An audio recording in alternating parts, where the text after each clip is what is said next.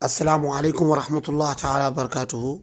C'est Khali Diallo qui revient dans ce vocal que j'adresse au président de la République islamique de Mauritanie. Monsieur le Président, au même moment où je suis en train de faire cet audio pour vous informer de cette situation catastrophique que traverse notre compatriote, notre sœur, Dr Aminata Boubacar Diop, au même moment, elle est dans un bloc, dans un hôpital, en train d'opérer quelqu'un pour sauver sa vie, un patient. Au même moment, cette même docteur Aminata Boubacar Diop est victime d'une discrimination et d'un racisme institutionnel instauré par le ministère de la Santé qui empêche cette Mauritanienne qui a été formée en Mauritanie, qui a eu son bac en 2005 et qui faisait partie, elle était parmi les 5 meilleurs au bac et boursières payées par l'État mauritanien pour aller étudier au Sénégal, à l'université Cheikh Anta Diop, et que cette fille-là, qui est partie se spécialiser en France, dans des hôpitaux, travailler dur pour devenir une excellente et brillante neurochirurgienne, et qu'elle décide d'abandonner tous les avantages qu'elle peut avoir en Europe pour revenir servir son pays, la Mauritanie, et que cette même fille fasse son concours d'entrée dans la fonction publique mauritanienne et obtienne une moyenne de 15,50 sur 20, se fasse éliminer par un enseignant d'arabe. Pourquoi? Parce que on lui a instauré un système de la discriminer en lui demandant sa connaissance sur une culture générale de l'arabe.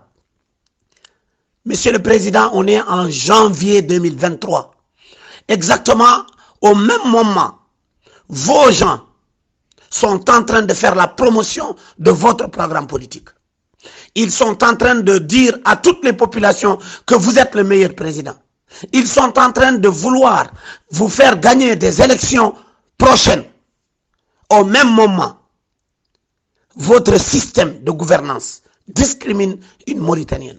Au même moment, un ministre de la Santé qui vous représente, que vous avez élu, ou que vous avez plutôt nommé, est en train d'instaurer un système de discrimination.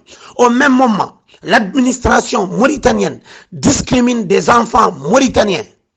Je parle du cas de Dr Aminata, mais il y a le cas de Habiboul Isman, qui est un brillant étudiant, qui devait aller faire des études en médecine, qui a été discriminé par le ministère de l'Enseignement supérieur.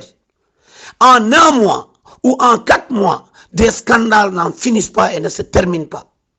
Monsieur le Président, nous allons continuer à parler. Monsieur le Président, nous allons continuer à vous faire des audios, à vous dire ce qui ne va pas, à ce que vous et votre administration, vous puissiez savoir et comprendre que nous sommes des citoyens mauritaniens.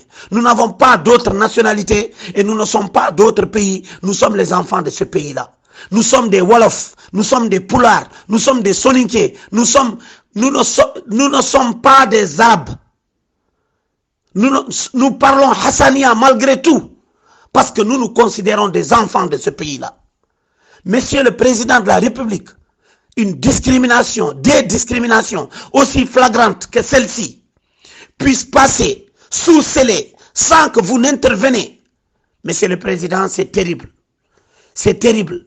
Avec toutes ces discriminations, cela ne fera naître que la méfiance. Cela ne fera naître que la haine. Cela n'alimente que la division. Cela ne fait que diviser notre pays en 1000 morceaux. Monsieur le Président, nous sommes fatigués.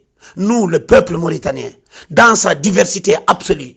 Si un Maure mérite une place, si un Poulard mérite une place, si un Hartani mérite une place, qu'on la lui donne. Qu'on n'essaye pas de discriminer les gens parce qu'ils parlent arabe ou ils ne parlent pas arabe. En Mauritanie, il y a des Wolofs. En Mauritanie, il y a des Soninké. En Mauritanie, il y a des Poulards. En Mauritanie, il y a des Maures. Il y a des Arabes. Il y a des Métis, Monsieur le Président. Il est inconcevable et inacceptable qu'on puisse continuer à laisser faire ces injustices, ces discriminations et ce racisme instauré au clair et au vu et au su de tout le monde, et qu'on puisse nous taire et accepter de nous résigner face à l'intenable, face à l'inadmissible. Monsieur le Président de la République, je vous parle sur un ton de quelqu'un qui a été totalement désespéré. Aujourd'hui, on risque de perdre Aminata Diop, parce qu'elle risque de prendre ses clics et ses claques, aller se retrouver dans des pays étrangers. C'est ça la fuite des cerveaux. La fuite des cerveaux est organisée par le système qui oppresse nos enfants. La fuite des cerveaux des enfants mauritaniens qui, quand ils font des formations extraordinaires et très importantes à l'étranger, ils ne sont pas en mesure de vouloir rentrer chez eux parce qu'on ne fait absolument rien pour leur permettre de venir, de rentrer chez eux et de travailler convenablement. On ne demande pas de les favoriser. On ne demande pas de leur donner des places qu'ils ne méritent pas. Mais des gens qui rentrent chez eux, qui laissent la richesse matérielle du bas monde, qui reviennent servir patriotiquement leur pays, qui rentrent dans leur pays, qui les a vus naître, qui a payé des bourses pour leurs études, et que ces enfants-là soient discriminés par l'État de leur pays, par la politique discriminatoire mise en place par leur pays, pour les empêcher d'accéder à la fonction publique. Ces enfants n'ont pas été formés en arabe, ils ont été formés par l'école mauritanienne. Les réformes, elles se succèdent. Des enfants ont été formés bien avant l'entrée en vigueur de cette loi encore plus discriminatoire que toutes les lois, la loi d'orientation. Monsieur le Président, pensez-vous à la mort? Monsieur le Président, pensez-vous au jour du jugement, quand vous serez dans votre tombe, face à Allah subhanahu wa ta'ala, le jour de la résurrection?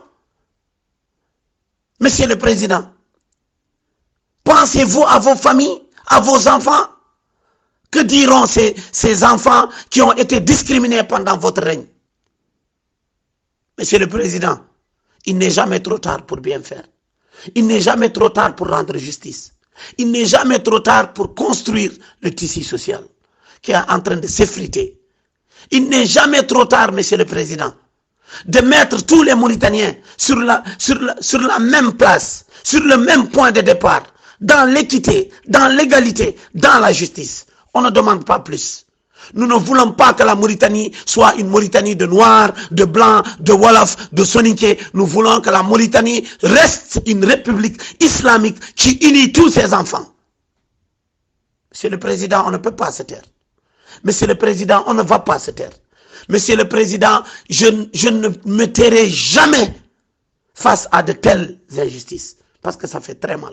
Ça fait mal pour un parent d'élève d'investir de l'argent sur ses enfants. Ça fait mal à un parent mauritanien de mettre des moyens sur ses enfants, de s'empêcher de s'habiller pour ses enfants, de les éduquer dignement, et qu'à la fin, ces enfants, malgré tout le capital humain et intellectuel qu'ils peuvent avoir, ils sont discriminés sur une base totalement illégale.